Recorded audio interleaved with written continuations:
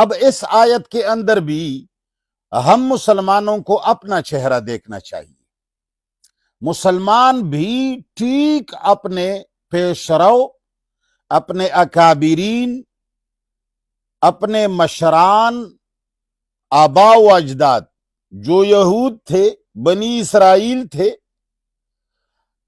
ٹھیک آج کا مسلمان ان کے نقش قدم پر چلتا رہا۔ اللہ تعالی کی کتابوں کے اندر جو احکام ان کو پسند آئے، جو آسان لگے، وہ تو مسلمان کرتے رہے۔ نماز پڑھو اس لیے کہ اس پر کوئی خرچہ نہیں ہوتا، روزہ رکھو اور لباس پہنو، داڑھی رکھو،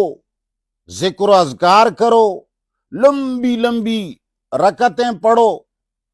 یہ تو تم لوگوں نے مان لیا اور اس کو تسلیم کیا اور ساری دنیا نمازیں پڑھ رہے ہیں۔ لیکن جو احکام ہمیں مشکل لگے یا ہمیں پسند نہ آئے، وہ احکام ہم مسلمانوں نے بھی چھوڑ دیے۔ اپنے ہمسایوں کے ساتھ اچھا سلوک کرنا، اپنے جیب کے پیسے ان کی غربت اور ان کی فقر کے لیے استعمال کرنا، حج اور عمرے میں جانے سے پہلے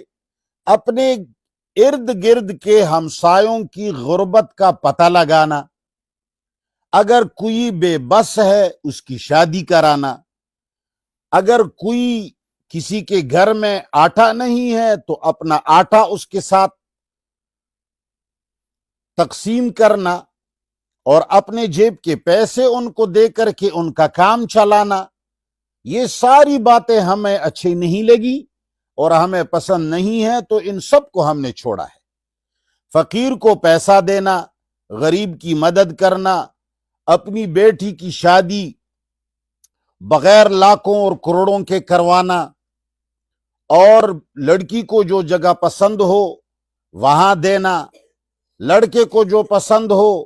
اس کو دینا، اور قانون اللہ تعالی کا چلانا، تجارت اللہ کے قانون کے مطابق کرنا، یہ مسلمانوں کو راس نہیں آیا، پسند نہیں آیا، تو اس کو چھوڑ دیا۔